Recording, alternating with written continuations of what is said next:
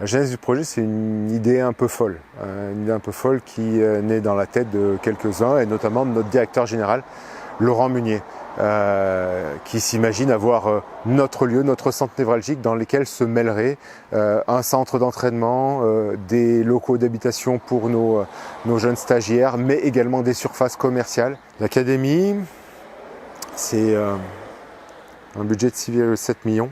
Des installations comme celles dont on bénéficie, il n'en existe nulle part ailleurs en France, en tout cas dans notre milieu qui est le milieu du handball.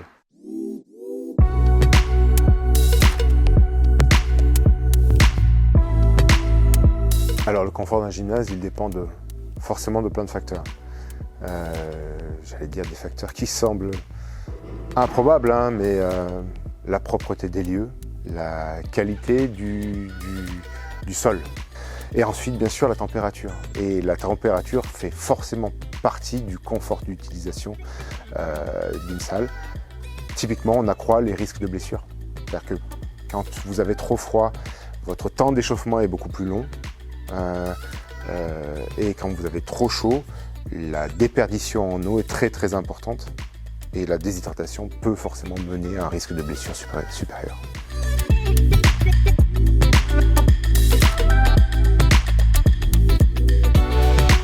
Quand on a installé ce système sur le toit de la Groupama Academy, on a fait confiance notamment à notre contractant général qui nous a guidés dans des choix qui ont été aussi éclairés par GRDF sur quelle est la pertinence de mettre quel outil à quel endroit. Les choix qui ont été faits à l'époque, ils sont complètement pertinents. Alors ils sont pertinents d'abord parce qu'ils nous confèrent un confort d'utilisation qui est remarquable, et deuxièmement parce que les fluctuations des prix des énergies font qu'on est capable de switcher et d'adapter en fonction des cours des énergies, ceux qui sont les plus pertinentes en termes d'utilisation. Chez ETT, quand on parle de rooftop hybride, on parle de l'association entre une pompe à chaleur réversible avec un ou plusieurs modules de chaudière gaz à condensation au sein même d'une machine. L'argument majeur de cette machine, c'est de pouvoir obtenir un mix énergie nous permettant de pouvoir basculer entre le gaz et l'électricité en fonction du COP, de la température extérieure ou du prix des énergies.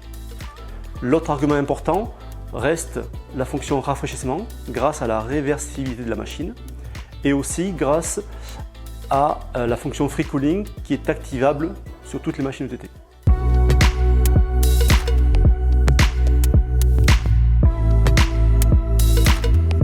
Alors j'allais dire que je ne suis pas forcément le mieux placé pour répondre à cette question parce que je ne suis pas un utilisateur aussi assidu que les garçons qui sont derrière moi. Quand on est en gestion d'une structure comme celle-là, quand ça se passe très bien, vous n'avez jamais aucune remontée.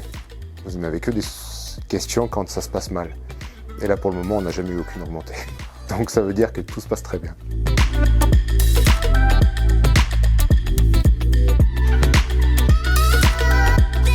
On est encore en attente des chiffres réels de nos consommations, de l'optimisation de l'utilisation de nos systèmes. Donc j'ai encore un peu de flou par rapport à ça.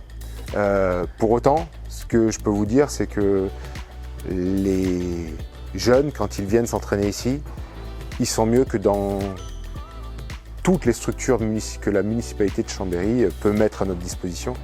Donc ça veut dire que quelque part, il y a des choses qu'on a dû faire correctement en termes de structure, de température, de chauffage, d'accueil. C'est les bons choix qui ont fait que cette réalisation, ça a été un succès.